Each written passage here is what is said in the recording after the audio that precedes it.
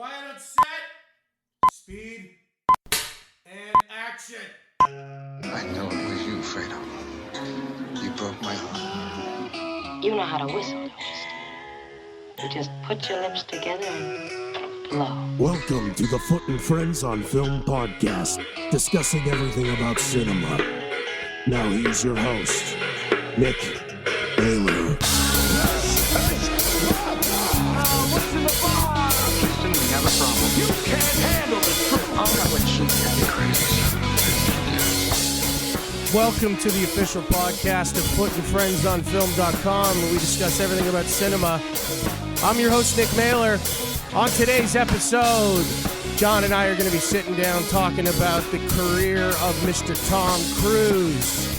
From Mission Impossible to Jerry Maguire, everything in between, John and I sit down and discuss the established star's lengthy career and work. So grab your popcorn, take your seats. This is your feature presentation.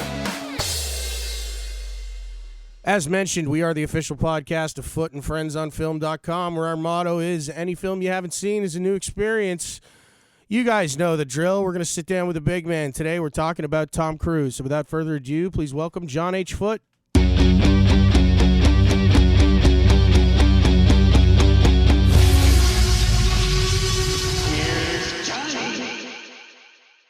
John, welcome back. We're here today to talk about Tom Cruise, and usually I wait until a little bit later in the show to do this, but because it's pertinent to what our episode is about today, we're going to stop and take a look at the news.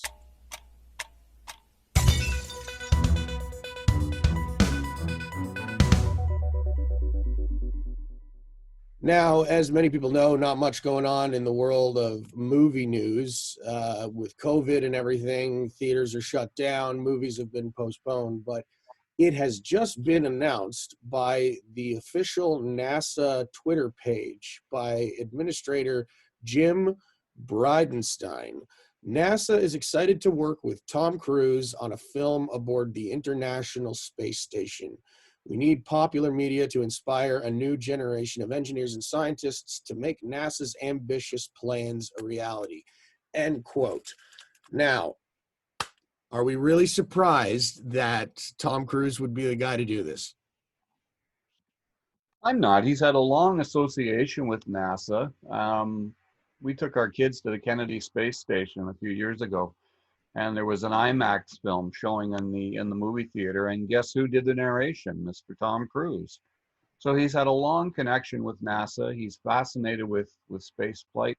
So no, I'm not surprised. I'm not surprised at all. He is a living example of why the Academy Awards should have an Oscar for Best Stunt, and probably would have won several by now. He's always trying to one-up himself in the Mission Impossible movies with the big stunt that he does, and it seems only logical that going into outer space would be, inevitable. So, yeah. He's a ballsy guy. He really is. He's a fearless actor. He'll do anything. And he seems to relish stunt work. And had he not been as fine an actor as he is, and I do think he's an excellent actor, he probably would have been a pretty solid stuntman. Yeah, I've often joked that the easiest job in Hollywood is being Tom Cruise's stunt double, because for Mission Impossible Ghost Protocol, when they filmed him scaling the Burj Khalifa, the tallest building in the world, I saw a behind-the-scenes featurette, and the stunt double, he went in makeup and he got done up to look like Tom Cruise, went up to the 130th floor or whatever it was, got hooked on the wires, went outside, dangled, tested the weight, made sure it was good, and then he's like, okay, I'm done. And then he just hands it off to Cruise, who does all the work. Unbelievable. And there's some actors that won't do a single solitary stunt. Victor Mature was famously the most cowardly man in Hollywood, and yet he was this big, strapping, good-looking guy, and just a total puff. And Tom Cruise, man, brave dude. He really is. Yeah, absolutely. Let's take a look at his career. We're going to go back. Tom Cruise got his start in the early 1980s. We're going to start by looking at the 1981 film Taps. This was a pretty solid movie. It was a surprise hit at the box office. Starred Timothy Hutton, who just won the Academy Award for Ordinary People, and in supporting roles, Sean Penn and Tom Cruise. And Cruise was so remarkable on set that the director kept making his part bigger, finding more things for him to do. And then finally, at the end of the film, he turns him into a warmonger. He's got a hold of a machine gun, and he's firing it. He's letting loose at the soldiers that have surrounded this boys' military camp, and he loves it. He turns and looks at Tim Hutton and screams, "It's beautiful, man, it's beautiful." And he's killing people. So this would be the kind of guy you would want on your side in a war, but he's a maniac. He's a dangerous, dangerous maniac. And it put Tom Cruise on the map. All of a sudden, casting directors were looking for Tom Cruise, casting Tom Cruise. And he was in the movies just like that. In 1983, he appeared in The Outsiders. Every young actor in Hollywood auditioned for this film. Mickey Rourke was initially in talks to be in this. And they eventually went with actors like Matt Dillon, Emilio Estevez, C. Thomas Howell, a great cast. Tom Cruise played Steve, the best friend of Soda Pop, a real name, played by Rob Lowe. And it's based on the famous teen book by S.E. Hinton, a woman, believe it or not, about warring teenage gangs in the 60s, the Socs and the Greasers. And it's one of the most beloved books ever read by teenagers. I read it when I was a kid and loved it. And when I heard that Francis Ford Coppola was making a film about it, I was absolutely thrilled. Unfortunately, the movie wasn't as good as the book, not near as good as the book. It was a little sentimental, and Coppola shot it to look like a Gone with the Wind in teen world.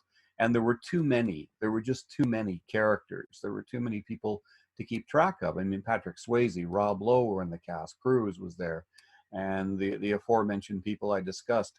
And we wanted to see more of them. The book certainly gave us more of them, but they kind of built the film around Matt Dillon as Dallas Winston, which, yeah, why not? Matt Dillon was a big star at the time, but there was so much more they could have done with it, I thought. It's an interesting example of what, the process is, adapting a book to be a movie, trying to condense everything into 2 hours and finding out what works and what doesn't. I think what frustrated me most about this one was that Coppola had adapted The Godfather, and loyally, most of The Godfather is up on the screen. I mean, the only elements they really took out of it were the stuff that happened in Vegas with Lucy Mancini and Jules Siegel. Beyond that, just about everything else is in both films, spread out over both films. So Coppola can do the job, and he didn't do it here. He failed. Tom Cruise was a very busy guy in 1983. He also appeared in a film called Losing It. Yeah, this is one he wants to forget, believe me. Exactly what it's about. He plays a guy who wants to lose his virginity, and he's going to do it come hell or high water. I interviewed Tom Cruise a couple times through the course of my career. And when I brought up this movie, he laughed, he bowed his head, and he said, "Can we move on?" I said, absolutely. He just did not want to discuss it. Well, then neither should we. But we should talk about Risky Business. This made him a superstar. One of the great iconic scenes of the 80s is Tom Cruise sliding into view, framed by the door, and Bob Seger comes on with that brilliant song, Old Time Rock and Roll. And Tom Cruise's character, Joel, starts to rock out to it. His parents are gone, so he can do whatever he wants. He can really cut loose. He ends up having a party to raise money, and hookers show up. And he does indeed raise the money because a pimp has come and taken everything that he owns, and it's just all hell breaks loose for this poor kid. And it's a real coming-of-age story. He falls in love with a hooker and doesn't realize, can't really decide whether he's being played or not. It turns out he's not. He's not being played. And a real solid performance from Cruise. And it could have failed. It could have failed on every level, but it never does. And it doesn't because of him. He's terrific. I'm sorry, I have to do this. I got my keyboard next to me, and you just reminded me of these notes. There you go. Yeah, totally. All right. Also, And you know what? You hear those, and you're instantly transformed to the movie. Not the exactly. Bob Seger song, but the movie.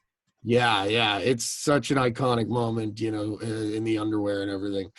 And also in 1983, he appeared in All the Right Moves.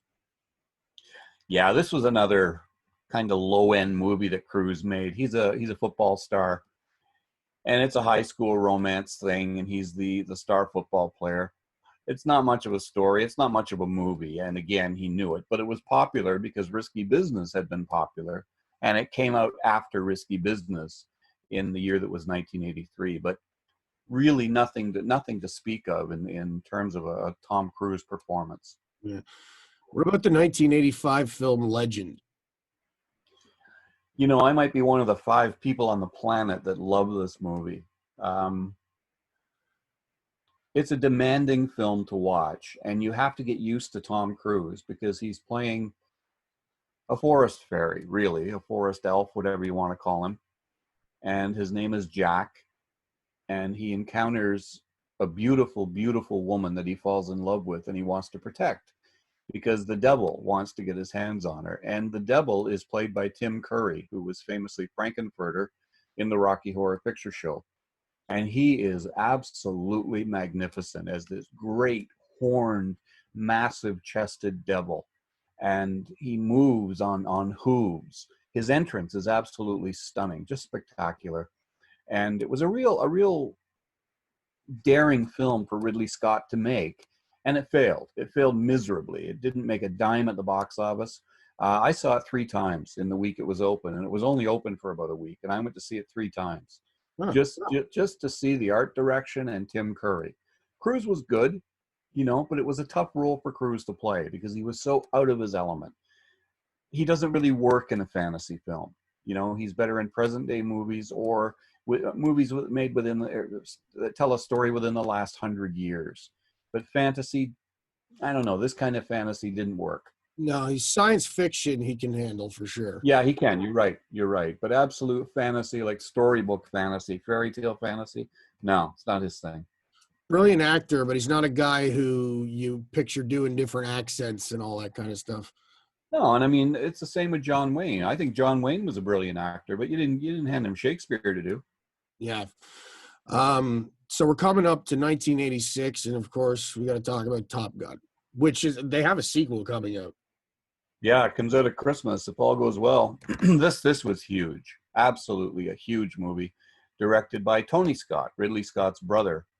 And Top Gun exists because movies started to replicate music videos. Yeah. And this one was set in the Air Force where fighter pilots are taking off in these wicked jets to the strains of Berlin's You Take My Breath Away. And it looked like a music video. It felt like a music video. And there's a great romance in it between Tom Cruise's character Maverick and Kelly McGillis, who happens to be the trainer that he falls in love with as well. He's got a real battle going on with Iceman, played by Val Kilmer. And truth be told, Top Gun is a stupid movie. Right. But it was wildly entertaining. It was exciting to watch. It had great effects, great cinematography, and it made a ton of money. And that song, You Take My Breath Away, is iconic. It won the Academy Award for Best Song. And this put Cruise on the map, along with Risky Business, as a major box office force. This was pretty much the movie that said, from this point on, I can do anything. 1988, we're still in 1986, The Color of Money. Yeah, I was gonna Yeah, jump no, on I you. got it. I caught myself. Martin Scorsese decided to do a sequel to Paul Newman's brilliant film, The Hustler. 25 years after The Hustler appeared in 1961. He wanted to see where Fast Eddie Felson had gone. And Newman was in, and Tom Cruise was cast as Vincent, Newman's young protege. And he's cocky, he's arrogant, he's a machine as a pool player, and he just can't hide it. He doesn't know quite how to hustle. He doesn't know how to lose a few games and then start winning and then kick the guy's ass to let him know he's been hustled. He wins from the get-go, and Newman just can't teach him what he needs to know. And he keeps trying, and finally they have an argument and they split apart, but they end up playing each other in a massive pool tournament. and Cruise throws it. He throws the game. He could beat Newman. Newman knows it. He could kick his ass, but he throws it and splits the purse with Newman. And Paul Newman won the Academy Award for Best Actor for this film, which, you know, everybody knows it was kind of a sentimental award. He was great in it, but he should have won in 61, he should have won in 63, and he should have won in 67, period. When Tom Cruise heard that he had not been nominated for Best Supporting Actor, he was crushed because he thought truly he would be. And he got a letter from Paul Newman saying, don't worry about the Academy, you deserve it. Marty and I both think so. He framed that and put it over his mantle, and it's there to this day with his certificate for Academy Award nominations. So that's how much he thought of Paul Newman. And this movie is a great example. We were talking before about Tom Cruise's dedication and attention to detail, and you see him in this movie playing pool, and he was either naturally good at it or he did his homework, because he slays it. Every shot you see him take in that film is Tom Cruise. Every single shot he mastered. And Scorsese said he was a machine. He said he practiced 10, 12 hours a day, just over and over and over. And he's got one shot where he's looking at the camera over his shoulder, and he puts it in the corner just effortlessly. And he's terrific in the movie. I've always liked this movie a lot. Forrest Whitaker's got a great cameo performance playing a supposedly brain damaged pool hustler. He's not brain damaged at all. You're brain damaged to play him because he's a killer. And it's a great film. It's probably one of Scorsese's most commercial successes. Now getting to 1988, we got to talk about Cocktail. Yeah, another, how do you put it? Another brain dead movie. Yeah. Pure entertainment. Tom Cruise is a hotshot bar guy in New York who goes to the tropics, and he's a rock star behind the bar. He throws drinks around, throws bottles around, never seems to spill a drop, gets all the ladies, the women love him, blah, blah, blah. He goes to the tropics again. He gets all the women, he gets all the drinks, and falls in love with Elizabeth Shue. And his entire life has changed from that point on. You know why I remember Cocktail? The Beach Boys song. That's it. That's it. The Beach Boys song. Right. They do, I can't even think of the name of it now. But it's in there, and it's the one reason I remember the film. I thought the song should have been nominated for an Oscar, but it wasn't. Kokomo. There you go. I was just looking it up. Yep. All right. That same year, we've probably got a lot to say about this, because Tom Cruise appeared in Rain Man, and Dustin Hoffman famously won the Academy Award for that film. And I want to quote a teacher of mine who I recall saying in a room full of acting students, anyone in this room can do what Dustin Hoffman did in Rain Man. And let me tell you the rest of what I said. Sit in a chair, put your hands in your lap, bow your head, tilt it slightly to one side, look off into space, lock eyes with nobody, gently rock back and forth, and then in a nasally voice, say pancakes. Pancakes maple syrup. And you too can win an Academy Award. Dustin Hoffman is a wonderful actor. I love him. He was brilliant in Tootsie. He's been brilliant before, but I don't think he was brilliant here. He humps the same note the whole film. And a great performance is always an arc. And Tom Cruise in this movie gives a great performance. Right. He wasn't even nominated for the damn Academy Award, and he should have been. He absolutely should have been. And I would have given it to him before he gave it to Dustin Hoffman. Now, personally, I think Gene Hackman should have won for Mississippi Burning, but they gave it to Hoffman without even a nomination for Cruise. Now, the movie was well reviewed enough that people stood up and realized, hey, this kid can act. This kid can really act. And he went toe-to-toe with one of the best in the business. And it's kind of obvious with Tom Cruise. The better the director, the better the co-star, the better Tom Cruise is. If he's got a strong director, he's always terrific, always. If he has a weak director, never the same. Yeah, and it's part of a series of films there's a trend that Tom Cruise will often do a movie where a co-star wins an Oscar. Yeah, And it's unfortunate because he's deserved one, I think, twice. I think he should have won twice, and we'll get there. But that he wasn't nominated for Rain Man was a real crime because his character, Charlie Babbitt, he was a first-class prick, selfish, arrogant, a complete bastard. And he finds out he's got a brother with special needs, and you see him evolving over the course of the film. At first, he looks at Raymond, and all he sees is money. He sees a check. But over the course of the movie, they evolve. And all through the movie, Raymond's been calling his keeper his main man. At the end of the film, they touch foreheads because Raymond can't stand to be touched. And Raymond says, Charlie Babbitt, main man. And you realize they've broken through. And the look on Cruise's face when he hears that is just heartbreaking. And he loves his brother enough. He wants to keep him with him, but he comes to realize, I can't. If I do, he's going to harm himself. So he sends him back to the hospital, but with a promise to visit every 2 weeks. And you know he's going to do it. Yeah, I'm with you 100% on this. I think Cruise was brilliant, and the Oscars got it backwards for sure. Yeah. And I got to say, I'm flattered you remember that after all these years. Yeah, I was listening. Yeah, apparently. I think that was like day one of your class. I'm not even lying. I think that was like one of the first things you said. Might have been. It might have been. I always like to make it clear to acting students that I do know of what I speak. Yeah, totally. In 1989, Cruise appeared in Born on the 4th of July.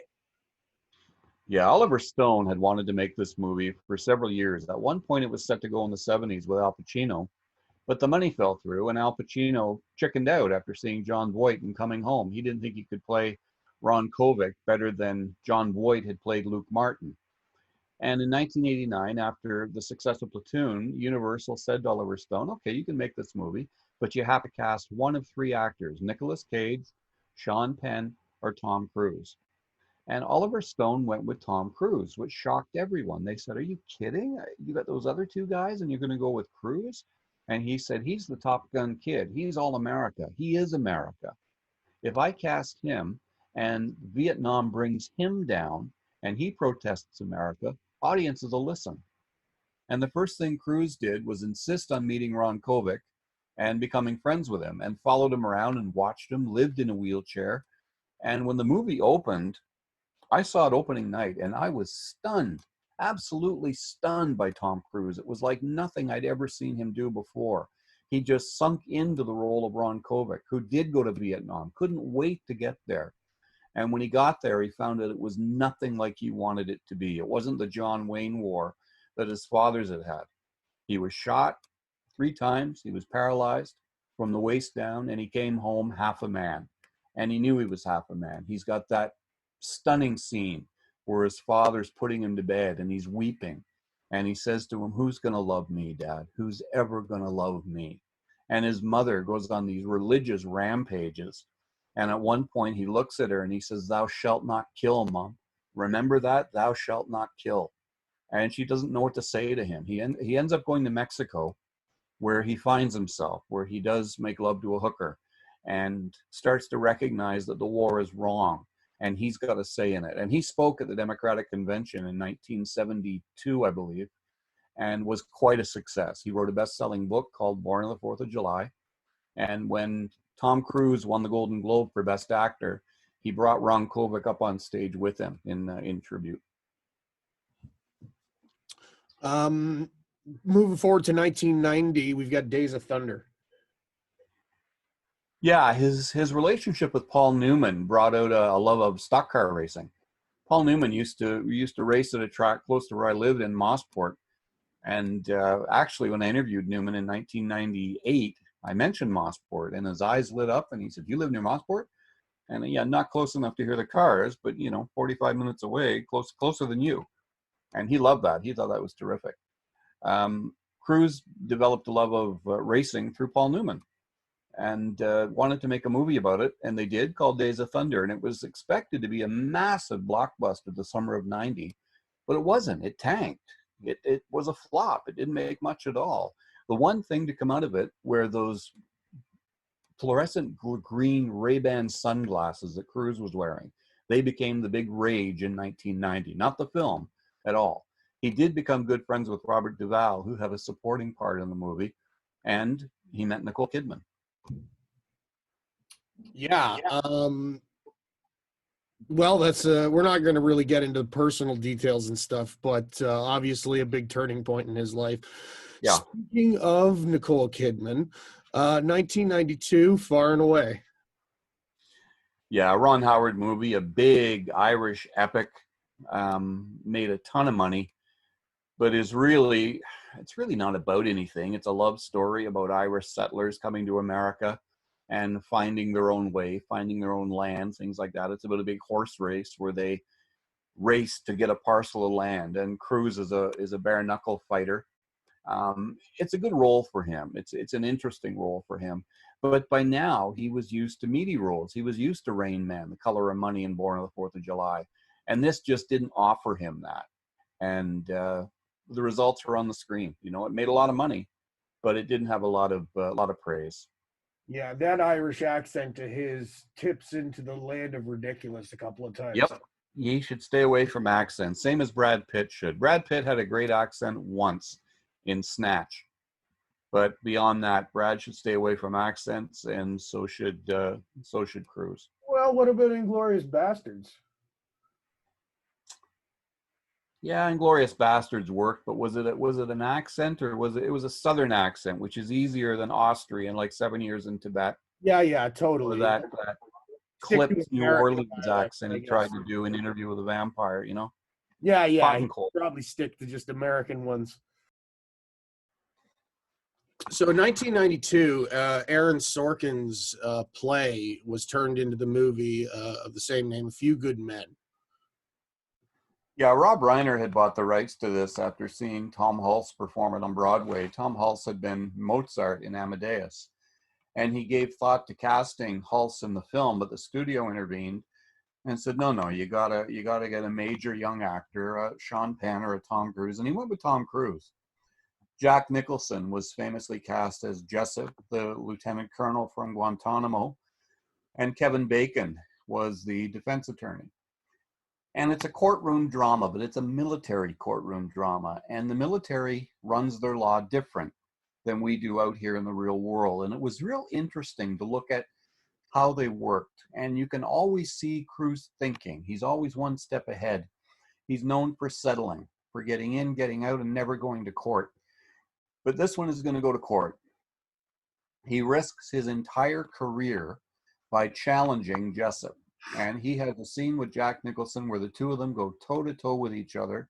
And Nicholson's got that great moment where he screams at him, you want the truth? And he keeps saying, I want the truth. You can't handle the truth. And they go back and forth and back and forth. And Cruise finally says to him, you ordered the code red, didn't you? And Nicholson roars, you're goddamn right I did. And he's guilty. It ends right there.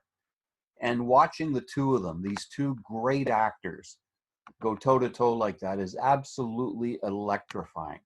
The film was nominated for Best Picture, Best Supporting Actor, and Best Screenplay, and nothing else, which blows my mind. Cruise not nominated was a travesty. He should have been there.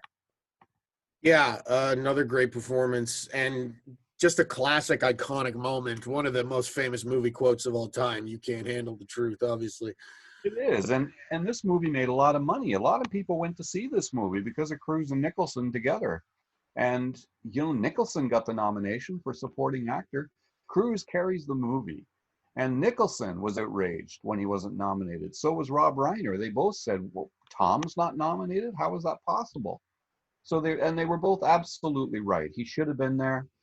He wasn't, and kind of shameful, you know, really shameful. In 1993, Cruise appeared in the legal thriller The Firm. This is probably my favorite book. Let me rephrase that. My favorite modern book. I love John Grisham. I love his legal thrillers, and I love The Firm. It's the best thing he's ever written. When I heard they were making it into a film, I was thrilled. When I heard Cruise was playing Mitch McTeer, I was okay with that. I can't say I was thrilled because he wasn't the Mitch McTeer described in the book. And they've got this incredible story where this law firm in Atlanta is laundering money for the mob, the Chicago mob. And they change it. They changed the whole thing. You know, Mitch ends up on the run from the mob because he's going to turn and give state's evidence to the FBI. And instead, he actually walks into the room with the mob and tells them that the firm is guilty of overcharging.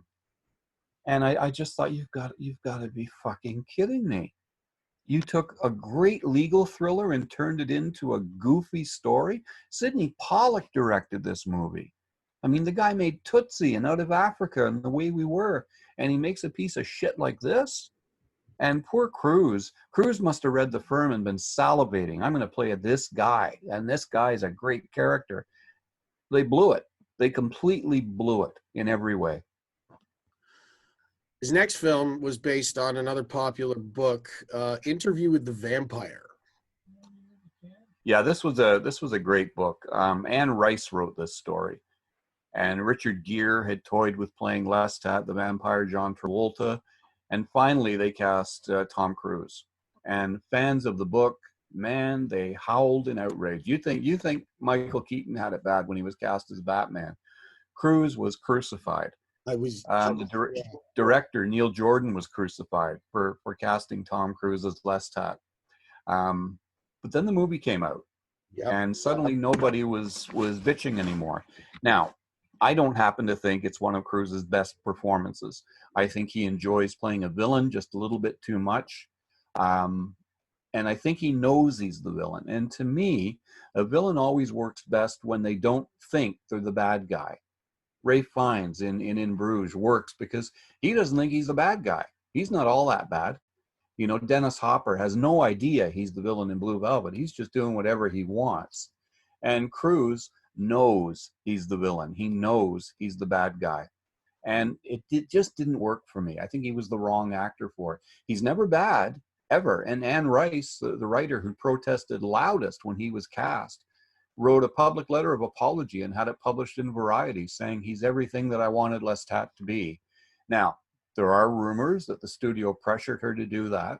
Maybe, maybe not. I don't know for sure. But it made a ton of money. It's a beautiful movie to look at. The cinematography, the art direction, the costumes, all superb. And it gave birth to a young star named Kristen Dunst.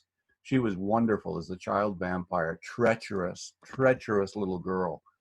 And had some good things in it. Unfortunately, I don't believe Brad Pitt or Tom Cruise were the better things in the movie.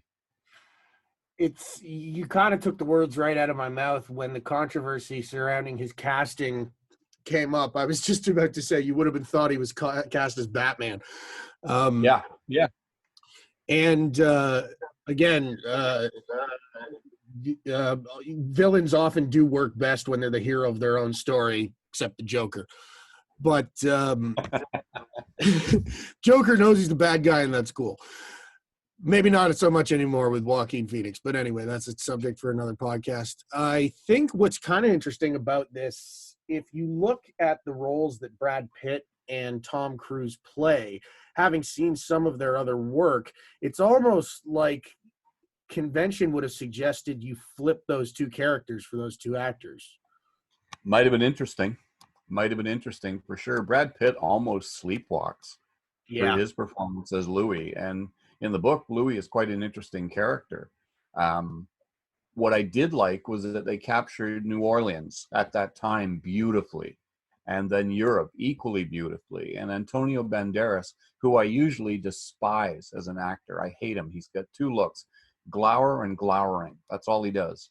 But he's quite good in this as a vampire from Spain living in Paris. He's kind of the boss of all the vampires, Armando. But for Cruise, no, it didn't work for me.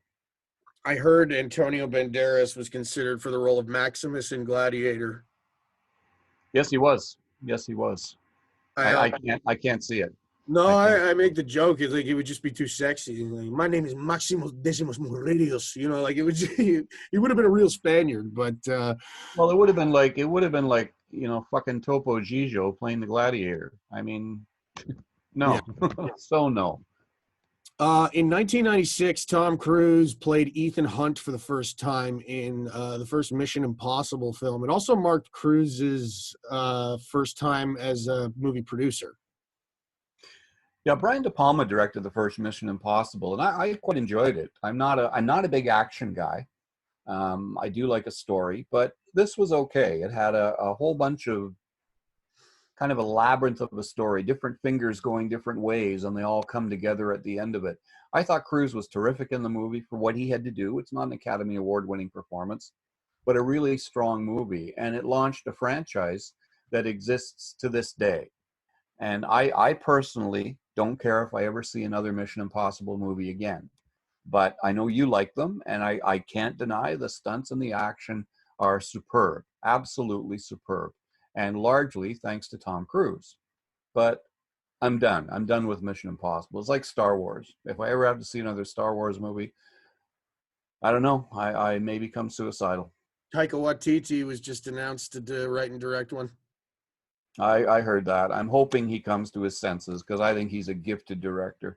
Why would he go from Jojo Rabbit to a Star Wars movie? Why would he do that to himself? Well, he's doing another Thor movie before that, so. Yeah. Here's my thing about Mission Impossible. I like them. I can get down with what you're saying, that I don't care if I ever see another one. I felt that way after the fourth one. After I saw him scale the Burj Khalifa, I'm just like, I'm done. And then I watched the fifth one, and I was like, fuck me, it's a good watch. It's entertaining. And then he keeps coming with them. And yeah, it's mindless action, but it's kind of the best type of mindless action. I'd take this over. Well, and I see beautifully choreographed, and I would rather watch this than the Fast and the Furious. I'll give you that. Yeah, But- took the words right out of my mouth. And it's sort of an American counterpart to the James Bond franchise in a lot of ways. Fair enough. I think with me, I get tired of a good thing quick, especially if it's not getting better. And I don't think any of the Mission Impossible movies have gotten better. Some of the action scenes are stronger. Some of the stunts are stronger. But technology has allowed a lot of that to happen, Yeah, So- I dig Simon Pegg though. They're fun. I mean, I don't care, and they're easily forgettable, but I can't say I've ever had a bad time watching one. And I haven't either. I've enjoyed them all. But you know what? I have never watched one more than twice. I saw the first film twice. I saw the one John Woo directed twice. The other ones I've only seen one time, and I will probably never watch them again unless I'm unspeakably bored and they're on TV one night. Well, it was interesting. He established a pattern with these that every time it was a new director. So he had De Palma, and then John Woo, and then J.J. Abrams, and then Brad Bird, which I really liked, Ghost Protocol. That's the one where he was on the Burj Khalifa. And then he got Christopher McQuarrie, and he was the first director to do more than one. And now looks like he's the guy now. He's the only guy directing them. So it was weird to see that shift. Getting back to Tom Cruise, the actor, I have a holy trio of my favorite Tom Cruise performances, and the one we're going to talk about now is in that top three, and that's Jerry Maguire. The first time I saw Jerry Maguire, I looked at a critic friend sitting beside me, and I said, he's going to win the Academy Award for this, and you know what? He deserves it. And the guy was from the Globe and Mail, and he agreed with me. He said, you're absolutely right. Cameron Crowe wrote Jerry Maguire with Tom Hanks in mind. And for whatever reason, Tom Hanks couldn't do it. I don't know if it was scheduling. I don't know if it was Saving Private Ryan. I just don't know why he couldn't do it. So they immediately went to Cruise. And it was like kismet. It was like the movie gods shone down and smiled on Cameron Crowe and gave him the perfect Jerry Maguire. Tom Cruise's performance in here. This is, I don't think it's his best performance, but I think it's the best written Tom Cruise performance there is. And he gives a brilliant, brilliant performance as this disillusioned sports agent who's tired of it being all about money. And he writes a memo, can't we do less clients and do more good for them and be just as happy with what we're getting? How much is enough? And he gets fired for it. So he sets out on his own with his own agency. One secretary, played by Renee Zellweger, goes with him. They fall in love. They get married. And his one client is played by Cuba Gooding Jr. Cuba Gooding Jr. I'm sorry. Bit of Alzheimer's here, Nick. Forgive me. And Cuba Gooding Jr. is fantastic, absolutely fantastic in this movie. The problem is he's really played the same character ever since. He won an Academy Award. He played different characters before. He was wonderful in Boys in the Hood and a lot of films he did up to Jerry Maguire. But since Jerry Maguire, he's always played the same loud, brash, loudmouth that he won the Oscar for. Tom Cruise should have won the Oscar too. He was nominated. The film received 5 nominations. Cruise lost that year to Jeffrey Rush in Shine, who has maybe 26 minutes of screen time. And I think it's a shame that Cruise lost the Oscar. His screaming, "Show me the money." There's just so many iconic moments. The hug that he shares with Cuba Gooding Jr. after we think Cuba Gooding Jr. has been seriously injured. It's his agent he hugs.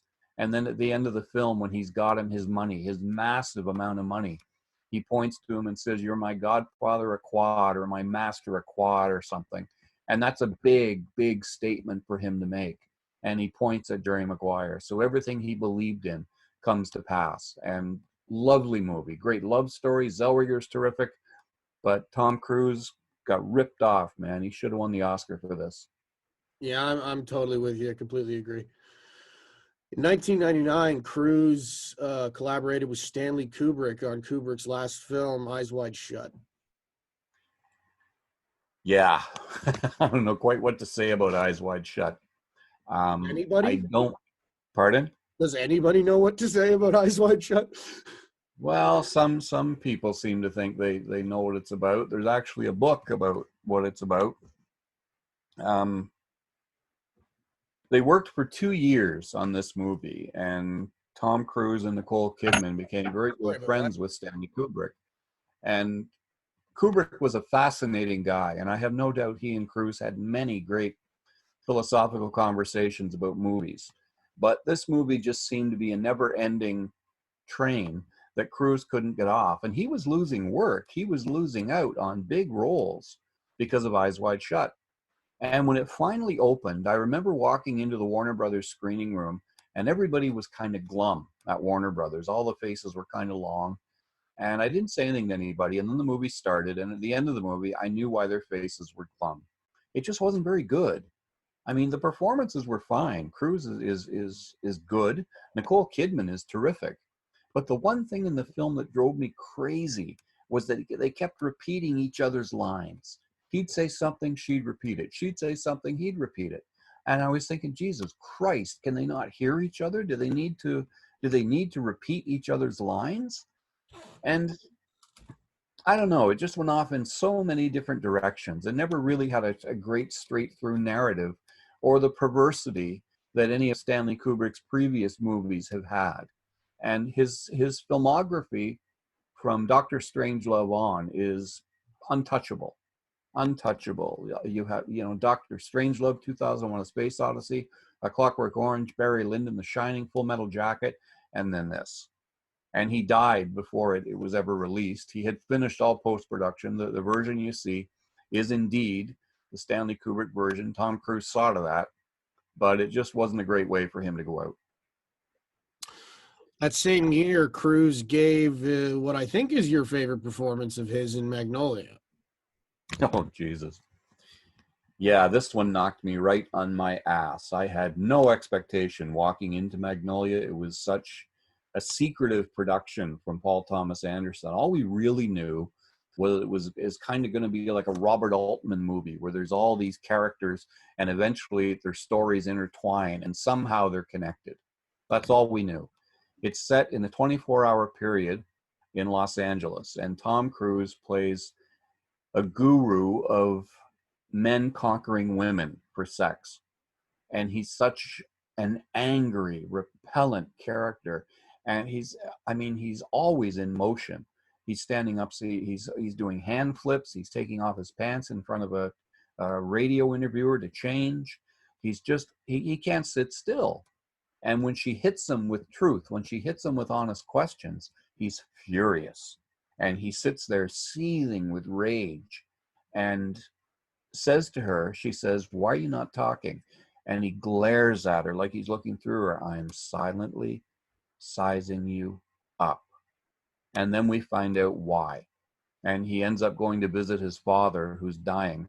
And he's got that incredible deathbed scene with his father, where all this hate and anger and rage and love just vomits out of him onto Jason Robards. And Cruise was stunning in a movie filled with so many great performances. Julianne Moore, William H. Macy, John C. Reilly. I mean, it's a brilliant film on so many levels. By far the best film of 1999.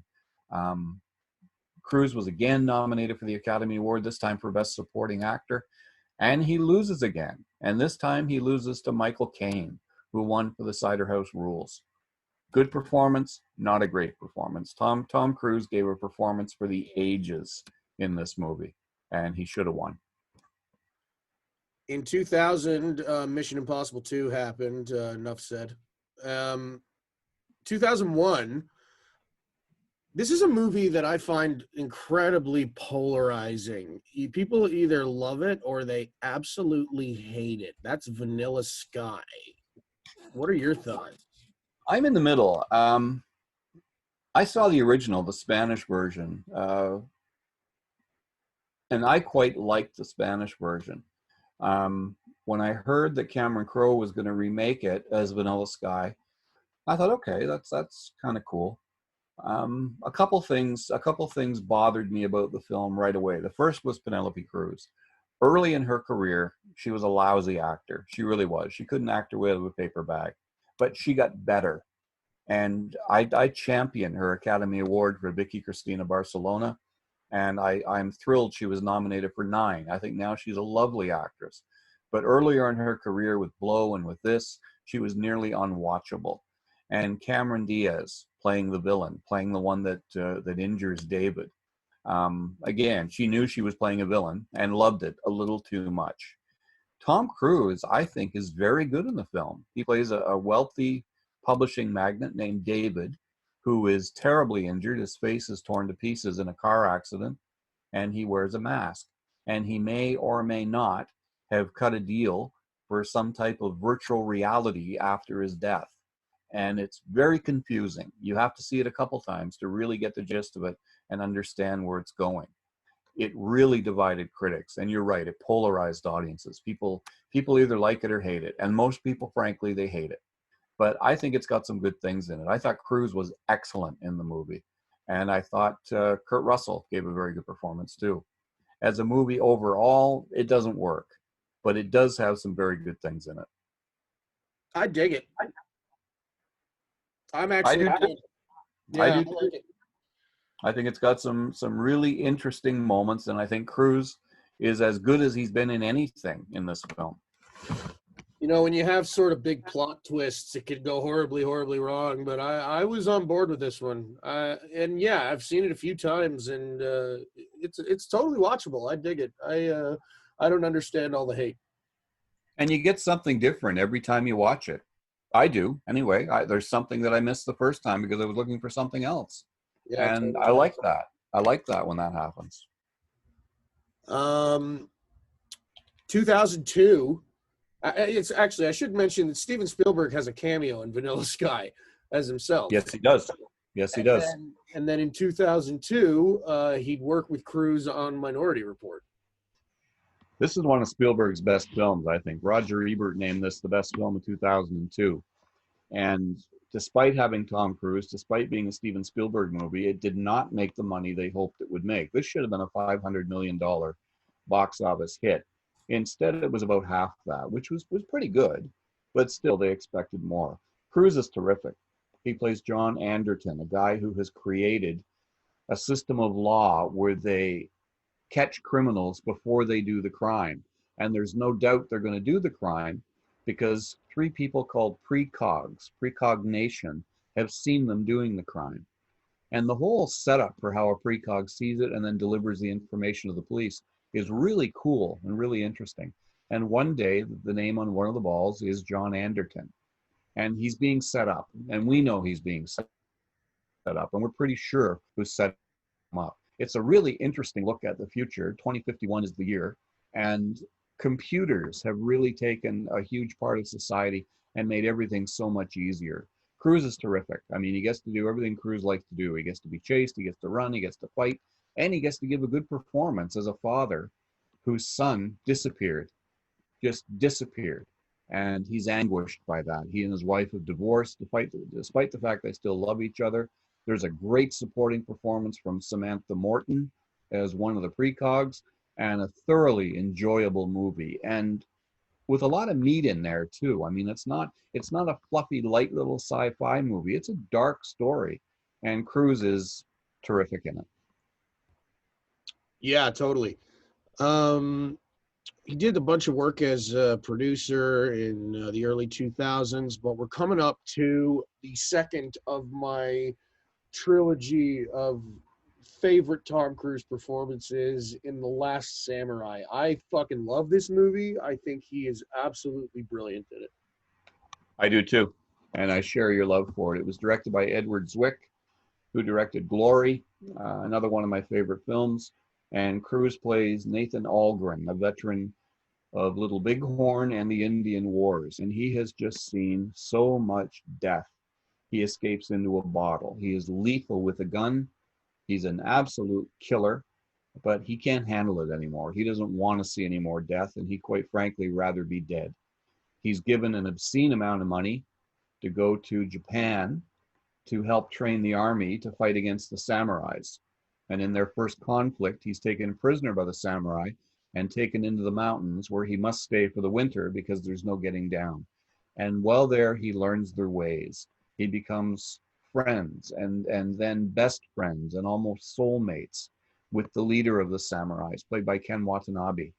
And come spring, when they go back down the hill, he's very much a samurai, and he's going to go against the armies that are down there to fight him. And Cruise is brilliant, absolutely brilliant in this movie. And as is Ken Watanabe, he gives a soulful, heartfelt performance. The score is beautiful, the cinematography, the art direction, everything about it. It's a big, handsome movie. And I dare say, if The Lord of the Rings, The Return of the King hadn't swept the Academy Awards this year, that The Last Samurai would have been in play for Best Picture, Director, Actor, everything, because it certainly deserved to be. Yeah, I love it. And Cruise is, he strikes me as a guy who probably never touches alcohol, but he convincingly plays that so well.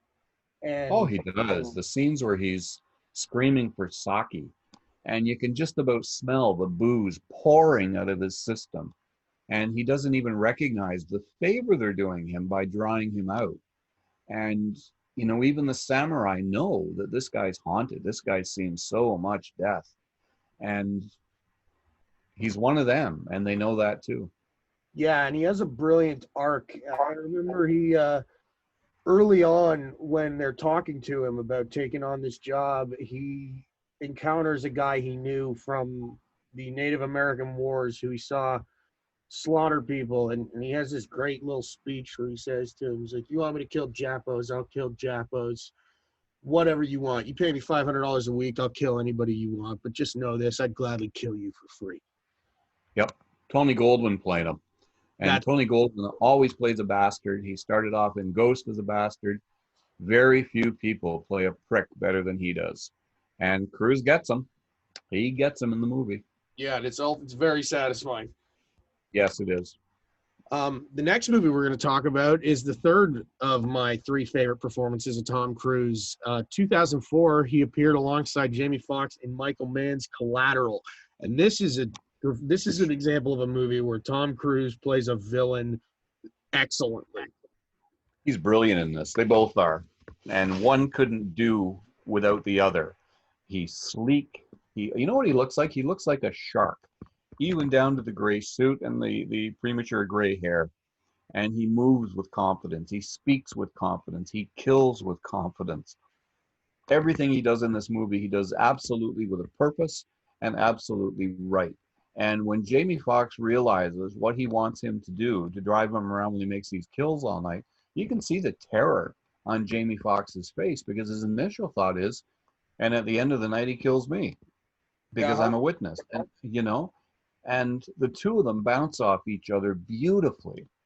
And I was always shocked that, I know Jamie Foxx got a nomination for supporting actor.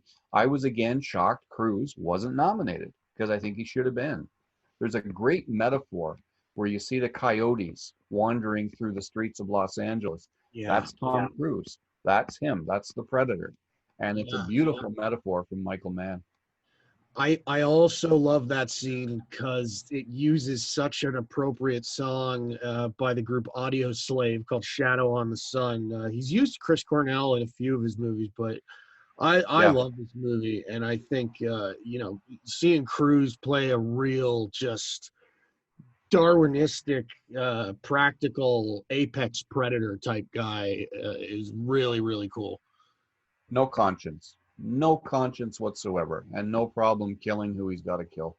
Yeah, and there are moments of humor in it, like when the guy drops, when the corpse drops on top of the cab, and Jamie Foxx gets the first inclination of what Cruise is doing, and he comes down with the gun. He's like, "Hey man, why don't you just take the cab? Just take the cab. I'll chill." And Cruise is standing there holding the gun. He's like, "You promised not to tell anybody, right?"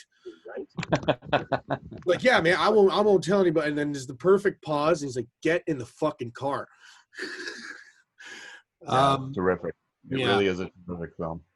Yeah. My favorite Michael Mann film, I think. I would say it's one of mine. I'm a big Last of the Mohicans fan, and I quite like The Insider, but it's up there with them for sure. Yeah. In 2005, Cruise worked with Spielberg again on a movie that is brilliant in so many ways and just has a fucking shitty ass ending. That's War of the Worlds. You're right. This is a brilliant movie on so many levels. It's a stunning allegory for terrorism, and it is almost undone by the last 30 seconds. And we're both talking about the same thing: the reappearance of the sun at the end of the film. And it didn't have to happen. I was fine thinking that he had died. He was such a despicable little prick. I wanted him to die. Yeah, and when he went over that hill, how does he survive that? I mean, the military was getting slaughtered. How does this kid survive it? Only in a Spielberg movie. But Cruise was terrific as an everyman, kind of a weekend dad who's not very good at it. And all of a sudden, the world has changed when these aliens erupt from underneath the earth and start annihilating the human race. And his daughter, beautifully played by Dakota Fanning, screams out loud, "Is it the terrorists?" And it looks like it, except these guys are armed with death rays that are just annihilating everything, tearing up bridges like they were made with Tinker Toys. They just destroy everything in their wake. And Cruise has one scene in this film where I think it's might be one of the best acted scenes he's ever had. He runs back to the house, and he's been running through the clouds, the dust clouds of people that have been killed. And he gets into the house, and he's chalk white. His hair's white, and his face is covered in this bone dust. And his daughter touches him, and he nearly goes through the roof. And he starts to shake off the dust, and it comes off him in waves. And the panic and the terror in his face is just stunning. It's a beautifully acted movie, almost undone by a scene at the end. If you can forget about the scene at the end, and it remains a great film. 2006, Mission Impossible 3, directed by J.J. Abrams. We don't really need to talk much about these. Again, another solid watch. I liked Philip Seymour Hoffman as the bad guy. It is what it is. Yeah. Do we want to talk about Lions for Lambs? This one kind of was forgotten quickly, wasn't it? It was a dud. It just didn't do anything. It just kind of opened and closed and was gone. Robert Redford directed it, took a starring role in it. Cruise plays a young senator interviewed by Meryl Streep. And yeah, it just opened and closed without any real fanfare. I remember seeing it. I remember reviewing it, thinking, "Oh, it's okay, but it should be a lot better than it is." And I'm not sure why it wasn't. It didn't work. It didn't work. And it's always the script that doesn't work. So start there. 2008, I was an acting student, and I went to the movies with a bunch of other acting students to watch a movie that absolutely slaughters and satirizes and, just parodies the ridiculousness of actors. Ben Stiller's Tropic Thunder, which is an outrageously awesome movie on so many levels. And Tom Cruise appears in this movie in what was originally suggested to be a cameo role, but it's anything but that. He plays Les Grossman, a studio executive and producer who is bald and Jewish, and he's in a fat suit, and he's absolutely vulgar as shit and hilarious and amazing in a movie full of great performances. He steals the movie. He really does. Robert Downey Jr. was Oscar nominated for Best Supporting Actor, deservedly so. I think Cruise should have been too. He was nominated for the Golden Globe for Supporting Actor. Part of the problem was he was unbilled. His name wasn't on the movie until the end credits. And nobody knew he was going to be in the movie. And when this guy came up, people didn't know who it was. They found out after the fact, after they'd seen the movie, sometimes 2 or 3 days later. When he showed up, I wasn't sure who it was. I think it sounds like Tom Cruise, but really? And then, sure enough, at the end of the film in the press kit, I cheated and looked at the press kit. It was Tom Cruise. Yeah, He disappears. He absolutely disappears. There is no trace of Tom Cruise, the actor, the movie star, in this part. He is Les, and Les is a pig. He's an animal. And Cruise said that he based this character on Harvey Weinstein. And why do I believe that? Why do I believe every word of that? Yeah, that is Harvey Weinstein. My buddy Rob, who plays the drums in our theme music, he saw the whole movie and didn't know it was Tom Cruise until the closing credits when he's doing that dance. A lot of people didn't. My wife didn't. She had no clue. She asked me on the way home, who's the guy that played Les? And I said, Tom Cruise. No. Yeah, for sure. Yeah, the scene where he's on the phone with the terrorists and he's like, I will massacre you. I'm talking scorched earth, motherfucker. Like, he's just flipping out. Absolutely brilliant. And that's how Harvey Weinstein used to talk to directors that wouldn't cut the scenes he wanted cut from his films. You know, the battles he had with Billy Bob Thornton over Sling Blade are legendary. And that's how he talked to people. So, I mean, Cruise based that character on him. He caught his essence in every way. A lot of that was improvised. Ben Stiller said, just go for it. And he did. Boy, did he. Yeah, wow. That same year, he appeared as Klaus von Stauffenberg in the film Valkyrie. This is a film I mentioned in an article I wrote, Interesting Facts About Movie Accents. And it got a lot of heat because, you know, all these German characters are played by American and British actors who just speak in American and British accents. But what I thought was so brilliant about it, I saw this with my buddy Dan, who was in film school with me at the time. Dan is fluent in German. His parents are German and he speaks it. And what they do in this movie is Tom Cruise's character is writing a letter and you hear voiceover narration and he is speaking flawless German in the German language. And what happens is that slowly fades out and the English language voiceover fades in and the audience instantly gets it. It's like, oh, okay, they're all speaking German. We're just hearing English, which kind of makes more sense than having them speak English in German accents. I thought this was a pretty entertaining film, directed by now disgraced filmmaker Bryan Singer. What are your thoughts? I agree, and I quite like the transition from German to English. I thought it made sense. I got it. Everybody around me got it. It was a very interesting device, and one that worked, and one that conquered the problem of these guys can't do the accent, so let's just not do the accent. As you know, when I was younger, I studied acting, and I sucked. Became a director, then became a film critic. I was always told, if you can't do an accent, don't do it. Don't do it because you're going to stand out like a sore thumb if you do it poorly. Most actors can do accents. They work and they work and they work. They break the lines down phonetically and they manage to capture the accent. Some can do it better than others, but if you can't do it, don't do it. Cruise doesn't strike me as the type that can do a great accent. His accent in Interview with a Vampire never quite worked. His Irish accent was laughable. So he made the right decision in this. I agree. I think it's an entertaining film. I kind of mourn the fact it's directed by Bryan Singer because I despise Bryan Singer on every level. But, you know, the guy made a few good ones. Can't deny it. Yeah, definitely. In 2010, he appeared in Night and Day. I didn't see this one. You there, John? Well, you're lucky. I Oh, did. okay, you're there. Okay. I saw it. You hear me? yeah, It's 2 hours I'll never get back. Tom Cruise, Cameron Diaz. I don't know why. I don't know why their agents even sent them a script. I would hope they have readers that send them good stuff, but this wasn't it. All right, fair enough. Moving on.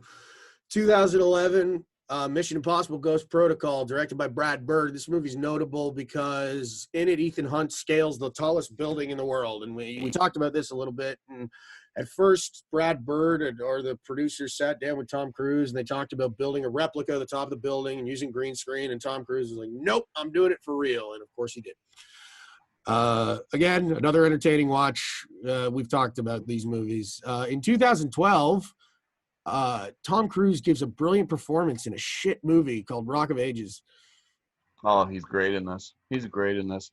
He plays the absolute ultimate rock star. Like every word he says is of the greatest importance, as though cameras were following him around. Every gesture, every movement, every facial expression, and every word he says has the greatest of importance because it spoke by Stacey Jacks. It's a terrible film. It's a horrible movie. It's a terrible story. But Tom Cruise is absolutely electrifying as this rock and roll star who adores himself. He's probably never walked by a mirror without looking in it. And over the course of the movie, he falls in love with a young reporter, and it's real. The two of them connect on a deep level, and it's something real rather than, the many groupies he's probably slept with through his career. I was amazed when I saw the film because Cruise does his own singing. You think he did his own guitar playing as well, and he probably did. Well, yeah, okay. He did his own singing, and of course, he dove into the role and did all his homework, and he crushes Pour Some Sugar on Me and a bunch of great songs. There is a scene where he is, I think, standing by a pool, and he picks up an electric guitar, and he does some finger work, and for this slick guitar solo. Now, I'm willing to bet that the guitar playing you hear on the soundtrack is probably a studio musician and not Tom Cruise. But as a musician myself, nothing bugs me more than when people pantomime playing instruments. In A Star Is Born, Bradley Cooper pantomimed playing the guitar. He pantomimed it pretty damn good. He had me on the fence during the screening of it. I wasn't sure if it was really him. But he did his own singing, and that movie's amazing in so many ways. It was forgivable. But during this one little section of the song where he's shredding a guitar solo, I am willing to bet my life that Tom Cruise's finger work was absolutely perfect. It looks convincing as hell. And knowing the kind of guy he is, I wouldn't be the slightest bit surprised. Me neither. He's maniacal about getting things right. In 2012, he played Jack Reacher in Jack Reacher. Yeah, this is a stupid movie, but I really like it. He plays an absolute badass, a military bad guy, and he's a ghost. He comes and goes and gets the job done. He's lethal with his hands or with a weapon. Tremendous, confident performance from Tom Cruise. And as written, Jack Reacher is like 6'6". He's a huge monster of a muscle man. And Cruise isn't, but he's absolutely believable as Jack Reacher. I believed him from beginning to end. And there's a nice supporting part from Robert Duvall towards the end of the film as well. And they have a lovely chemistry, like they've known each other all their life. So a guilty pleasure, yeah. This one and the sequel, I will watch till the cows come home. All right, so that's your Mission Impossible, like it is for me then. Fair enough. 2013, Oblivion. Yeah, this one didn't work for me. I liked it. I admire what it was trying to do. I thought the effects were terrific, but it seemed to be missing something. And I don't know if it was an edge or some darker aspect, but it just wasn't there. And I've only watched it twice. I watched it the first time and thought, yeah, big deal. And I watched it about a year later to make sure I thought it was not a big deal. And I was right. Nothing special. Yeah, you know what I really enjoyed was Edge of Tomorrow. That movie rocked. Yeah. Absolutely rocked. I recommended that to my brother, who's not a Tom Cruise fan, and he's watched it 5 or 6 times. He and Emily Blunt are extraordinary in that movie. It's kind of a time movie where time keeps repeating itself, like a military sci-fi Groundhog Day, and absolutely electrifying. Great performances, and a really difficult narrative to pull off. If they do anything wrong, it's going to bugger it up. But they do nothing wrong. They are terrific together, and they really had a great chemistry together and really enjoyed working together. Must have been a tedious nightmare to shoot and edit.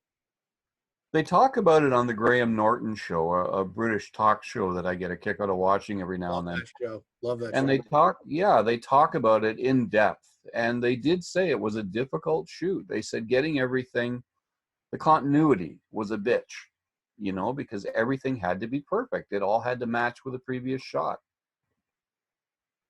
Hey, remember that Tom Cruise appeared in a reboot of The Mummy? Yeah. And I also remember that Tom Cruise single-handedly ruined this movie. Tom Cruise is a big, powerful movie star. He can get pretty much whatever he wants. And with The Mummy, he wanted to turn it into a Tom Cruise action movie.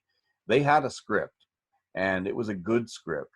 Sofia Boutella played the Mummy, which was an interesting twist. Rather than a man, Boris Karloff, Christopher Lee, it came back as a woman.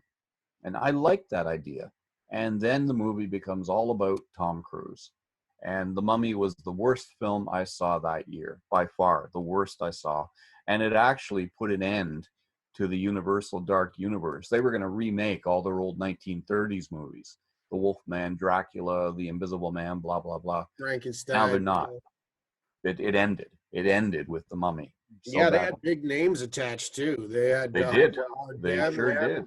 They were, Johnny Depp. They were going to do The Invisible Man was going to happen as a period film with Johnny Depp instead of the modern version that they did with Elizabeth Moss, which was very good. But I would have enjoyed to see Johnny Depp play the Invisible Man. And it didn't happen because of Tom Cruise. He blew it. He should have stayed out of it and just done his part. That same year, he appeared in a film called American Made. This was really good. This was surprisingly good. This kind of came out of nowhere, and it's based on a true story. He played an airplane pilot who ended up running drugs in and out of South America for no one less than Escobar. And it was chilling in the early scenes where he meets Escobar and witnesses murder and realizes just how deep he's in and the fact that he can't get out. He can never get out. And there's money, all kinds of money all of a sudden that they have to hide because they can't be seen with it. He ends up partnering with the FBI and the CIA to bring down these drug runners. But in doing so, he puts his life at risk and eventually paid with his life. It's a really good Tom Cruise performance. It was nicely directed by Doug Liman, who I think is a great director and doesn't get enough credit. I had a hunch Cruise might get nominated for this, but unfortunately it didn't happen. But good film, great performance, good film. And since then, he's kind of been, staying in his wheelhouse. We had Mission Impossible Fallout again, lots of fun, big stunts, all that good stuff. As you mentioned, he's doing a sequel to Top Gun Maverick, and he's doing more Mission Impossible movies. I'm guessing that the movie he's going to film in space might be a Mission Impossible movie. I'm hoping at some point that he returns to do something like Rain Man or like Jerry Maguire or like The Last Samurai. I do believe he's got an Academy Award winning performance left in him. And I really hope we see it because he's a terrific actor. He really is. And, I've met him twice and I saw nothing that other people talk about. I don't care if he's gay or not. I saw none of that. I saw an interesting, earnest guy who was obscenely wealthy, obscenely powerful, who cared about the other people in the room. He's asking me about my family and my kids. And he asked about my accident, my legs, He didn't have to do that. He didn't have to do that, but he did. And the fact that he did really, really impressed me, that he had the decency to be interested in little people, you know? Yeah. So I like the guy. I like the guy. He's a cool dude. I've said it before. I think he is dollar for dollar the best quote unquote movie star out there. He just might be. He just might be. Should be noted, as our resident geek, I feel obligated to mention this. We can all only ever imagine Robert Downey Jr. as Tony Stark Iron Man, but before he was cast, before that production got rolling, Tom Cruise was rumored to play the role, and I think he probably would have done a damn good job. I think he would have too. I don't think he would have captured the smarmy arrogance that Downey Jr. had and made work, you know, to his credit, made it work. But he certainly would have brought a different spin to it, and I think he would have been okay. Yeah, if you look at it as sort of a combination of his role in The Last Samurai and the Mission Impossible films, like he could have pulled it off. But, you know, that's another universe that never happened. Any final thoughts on Tom Cruise, John? No, other than I hope people give him the chance. You know, I truly hope audiences sit down and watch a Tom Cruise movie, and rather than think he's the, you know, the Mission Impossible guy, watch him in his more serious films. Go back and look at Jerry Maguire. Go back and look at Magnolia, The Color of Money, Rain Man. Watch Rain Man, and don't take your eyes off Tom Cruise, and watch the performance he gives rather than the performance Dustin Hoffman gives. I think one thing that I can say definitively about Tom Cruise that is his greatest strength is you can say all this stuff about jumping on Oprah's couch and his relationships and Scientology and blah, blah, blah, blah, blah.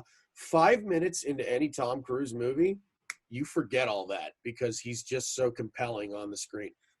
Sean Penn said something really great about Tom Cruise. And he said the first time he met him on Taps, he was the single most ambitious, driven actor he'd ever met. And he said 30 years later, he's still that ambitious, driven actor. It's never left him. He has a desire to improve, to constantly improve. There you have it, folks. It's our episode on Tom Cruise. We'll be back for more. Check us out on YouTube, like and subscribe, and online, www.footandfriendsonfilm.com. John, thanks again. Thank you. There you have it, folks. Episode number 21, Tom Cruise. For those listeners who might be disappointed we didn't get into Scientology, that's not really what our podcast is about. We discuss the work, we discuss the movies. That being said, thanks to all our listeners. Check us out on all the social media platforms, Facebook, Twitter, Instagram, especially YouTube. Click on the subscribe button for this, all past and future episodes of the podcast. Got some cool stuff coming up. Doing an episode on the work of Quentin Tarantino. Plus, John Allen and I are going to spotlight the 1980s. Until next time, we'll see you at the movies.